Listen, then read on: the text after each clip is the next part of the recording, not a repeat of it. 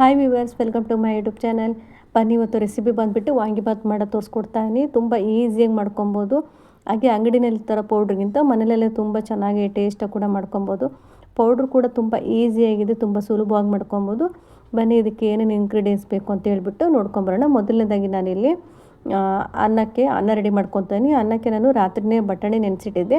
ಆ ಬಟಾಣಿನ ಅಕ್ಕಿ ಜೊತೆಲಿ ಹಾಕ್ಬಿಟ್ಟು ಬೇಕಿಡ್ಕೊಂಡಿದ್ದೀನಿ. ಇವಾಗ ಪೌಡರ್ ಮಾಡೋದಕ್ಕೆ ನಾನಿಲ್ಲಿ ಒಂದು 2.5 ಸ್ಪೂನಷ್ಟು ಧನಿಯಾ ತೊಗೊಂಡಿದ್ದೀನಿ. ದೊಡ್ಡ ಸ್ಪೂನಲ್ಲಿ ಒಂದು 2.5 ಸ್ಪೂನಷ್ಟು ತೊಗೊಂಡಿದ್ದೀನಿ. ಅದಕ್ಕೆ ಕಡಲೆಬೇಳೆನ 2 ಸ್ಪೂನಷ್ಟು ಕಡಲೆಬೇಳೆ, ಹಾಗೆ 1 ಸ್ಪೂನಷ್ಟು ಜೀರಿಗೆ ತೊಗೊಂಡಿದ್ದೀನಿ.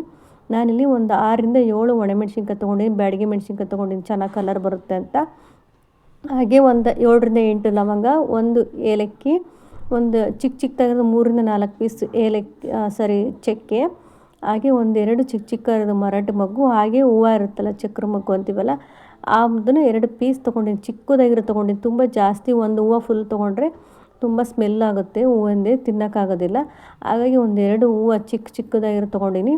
ಇವಾಗ ನಾನು ಬಾಣಲಿಗೆ ಸ್ವಲ್ಪ ಎಣ್ಣೆನ ಹಾಕ್ಕೊಂಡು ಕಡಲೆಬೇಳೆ ಜೊತೆಲಿ ಒಣಮೆಣ್ಸಿನ್ಕಾಯಿ ಎರಡನ್ನೂ ಮೊದಲನೇದಾಗಿ ಚೆನ್ನಾಗಿ ಫ್ರೈ ಮಾಡ್ಕೊಬೇಕು. ಒಂದು ಅರ್ಧ ಫ್ರೈ ಆದರೆ ಸಾಕಾಗುತ್ತೆ. ಒಂದು ಅರ್ಧ ಫ್ರೈ ಆದ ತಕ್ಷಣ ನಾವಿಲ್ಲಿ ಧನಿಯಾ ಹಾಗೆ ಜೀರಿಗೆ ಮಸಾಲೆ ಎಲ್ಲ ಇತ್ತಲ್ಲ, ಅದೆಷ್ಟನ್ನು ಒಟ್ಟಿಗೆ ಹಾಕ್ಕೊತಾ ಇದ್ದೀನಿ.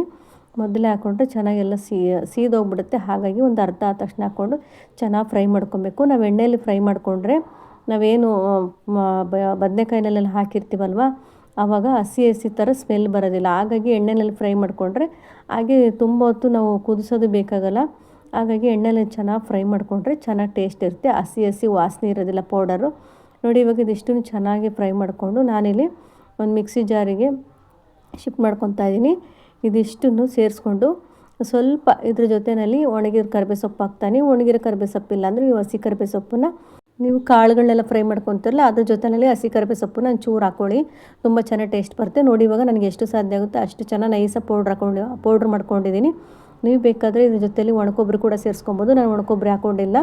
ಇವಾಗ ನೋಡಿ, ಒಂದು ಬಾಣಲಿ ತೊಗೊಂಡು ಸ್ವಲ್ಪ ಎಣ್ಣೆ ಹಾಕ್ಕೊಂಡು ಅದ್ರ ಜೊತೆ ಎಣ್ಣೆ ಕಾದ ನಂತರ ಕಡಲೆಬೇಳೆ ಮತ್ತು ಉದ್ದಿನಬೇಳೆ ಹಾಕ್ಕೊಂಡು ಸ್ವಲ್ಪ ಫ್ರೈ ಮಾಡ್ಕೊಂಡಿದ್ದೀನಿ. ಅದು ಸ್ವಲ್ಪ ಅರ್ಧ ಫ್ರೈ ಆದಮೇಲೆ ನಾನು 1-2 ಈರುಳ್ಳಿ ತೊಗೊಂಡು ಚೆನ್ನಾಗಿ ಸಣ್ಣದಾಗಿ ಕಟ್ ಮಾಡಿಟ್ಕೊಂಡು, ಈರುಳ್ಳಿ ಮತ್ತು ಒಣಮೆಣ್ಸಿನ್ಕಾಯಿ ಕರಿಬೇವು ಸೊಪ್ಪನ್ನ ಹಾಕಿ ಚೆನ್ನಾಗಿ ಒಂದು ಅರ್ಧ ಫ್ರೈ ಮಾಡ್ಕೊಂಡಿದ್ದೀನಿ. ಈರುಳ್ಳಿ ಒಂದು ಅರ್ಧ ಫ್ರೈ ಆದಮೇಲೆ ನಾನು ಉದ್ದುದ್ದಾಗಿ ಕಟ್ ಮಾಡಿಟ್ಕೊಂಡಿರೋ ಮೈಸೂರು ಬದನೆಕಾಯಿ ತೊಗೊಂಡಿದ್ದೀನಿ. ಈ ಬದನೆಕಾಯಿನ ಹಾಕ್ಕೊಂಡ್ಬಿಟ್ಟು ಜೊತೆಲೆಲ್ಲ ಸ್ವಲ್ಪ ಉಪ್ಪು ಹಾಗೆ ಅರಿಶಿನ ಪುಡಿ ಹಾಕ್ಕೊಂಡು ಚೆನ್ನಾಗಿ ಮಿಕ್ಸ್ ಮಾಡ್ಕೊತಾ ಇದ್ದೀನಿ.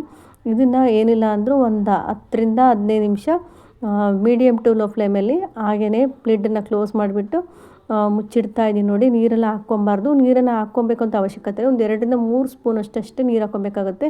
ನೋಡಿ, ಇದಿಷ್ಟು 3/4% ಬದನೆಕಾಯಿ ಎಲ್ಲ ಬೆಂದಿದೆಯಲ್ವ. ಇವಾಗ ನಾವು ಹುಣಸೆ ಹುಳಿನ ಹಾಕ್ಕೊತಾ ಇದ್ದೀನಿ. ಹುಣಸೆ ಹುಳಿ ಜೊತೆಗೆ ಸ್ವಲ್ಪ ಬೆಲ್ಲ ಸೇರಿಸ್ಕೊತಾ ಇದ್ದೀನಿ. ಬೆಲ್ಲ ಸೇರಿಸ್ಕೊಂಡ್ರೆ ಚೆನ್ನಾಗಿ ಟೇಸ್ಟ್ ಬರುತ್ತೆ. ಹಾಗೆ ಮೇಯ್ನ್ ಇದಕ್ಕೆ ಹುಣಸೆ ಹುಳಿನೇ ವಾಂಗಿಬಾತಿಗೆ.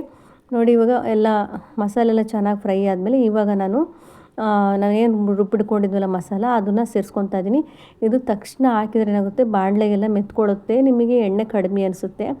ಆದರೆ ಇಲ್ಲಿ ಎಣ್ಣೆ ಕಡಿಮೆ ಇಲ್ಲ, ಅದು ಅನ್ನಕ್ಕೆಲ್ಲ ಕಲಸಿದ್ರೆ ಸರಿ ಹೋಗುತ್ತೆ. ನೋಡ್ಬೋದು, ಇಲ್ಲಿ ತಳ ಗೊತ್ತಿದ್ವಲ್ಲ, ಇವಾಗೆಲ್ಲ ಬಿಡ್ತಾ ಇದೆ ತಳ ಎಲ್ಲ. ಇವಾಗ ಇದು ರೆಡಿಯಾಗೋಕ್ಕೆ ಬಂದಿದೆ ಅಂತ ನಾನಿವಾಗ ಸ್ವಲ್ಪ ಉಪ್ಪನ್ನು ಸೇರಿಸ್ಕೊತಾ ಇದ್ದೀನಿ. ನಾನು ಆವಾಗಲೇ ಉಪ್ಪು ಹಾಕ್ಕೊಂಡಿದ್ದೆ ಸ್ವಲ್ಪ, ಹಾಗಾಗಿ ಇವಾಗ ಸ್ವಲ್ಪ ಉಪ್ಪನ್ನು ಸೇರಿಸ್ಕೊಂಡು ರುಚಿಗೆ ನೋಡಿಕೊಂಡು ಹಾಗೆ ಒಂದು ಸ್ಪೂನಷ್ಟು ತುಪ್ಪ ಸೇರಿಸ್ಕೊತಾ ಇದ್ದೀನಿ. ನಾವು ಅನ್ನ ಮಾಡುವಾಗಲೇ ಸ್ವಲ್ಪ ಡೈಲಿ ರೆಗ್ಯುಲರಾಗಿ ಅನ್ನ ಮಾಡೋದಕ್ಕಿಂತ ಒಂಚೂರು ಜಾಸ್ತಿ ಅನ್ನಕ್ಕೆ ಉಪ್ಪು ಹಾಕ್ಕೊಂಡ್ರೆ, ಇಲ್ಲಿ ಬಂದುಬಿಟ್ಟು ಸ್ವಲ್ಪ ಉಪ್ಪು ಹಾಕ್ಕೊಂಡ್ರೆ ಎರಡಕ್ಕೂ ಬ್ಯಾಲೆನ್ಸ್ ಆಗುತ್ತೆ. ನಾನು 1 ಸ್ಪೂನಷ್ಟು ಉಪ್ಪು ಹಾಕ್ಕೊಂಡಲ್ಲ ಕೊನೆಯಲ್ಲಿ ಚೆನ್ನಾಗಿ ಹಾಗೆ ಮುಚ್ಚಿಬಿಟ್ಟು ಸ್ವಲ್ಪ ನೀಟಾಗೆಲ್ಲ ಮಿಕ್ಸಾಗಿ ಹೊಂದ್ಕೊಳ್ಳೋ ಥರ 1 ನಿಮಿಷ ಹಾಗೆ ಮುಚ್ಚಿಟ್ಬಿಟ್ರೆ ರೆಡಿ ಆಯಿತು ಗೊಜ್ಜು ವಾಂಗಿಬಾತಿದ್ದು. ನೋಡ್ಬೋದು, ನಾನು ಬಟಾಣಿಯಲ್ಲಿ ಹಾಕಿ ಬೇಯಿಸ್ಕೊಂಡಿದ್ನಲ್ವ, ಚೆನ್ನಾಗಿ ಅನ್ನ ಜೊತೆ ಬೆಂದಿದೆ. ಒಂದು ಸಿಪ್ಪೆ ಕೂಡ ಆಚೆ ಎಲ್ಲ ಬಿಡ್ಕೊಂಡಿಲ್ಲ, ಚೆನ್ನಾಗಾಗಿದೆ. ನೋಡ್ಬೋದು, ಬಿಸಿ ಅನ್ನ ಜೊತೆಗೆ ವಾಂಗಿಬಾತ್ ಗೊಜ್ಜನ್ನು ಕಲಿಸ್ತಾ ಇದ್ದೀನಿ.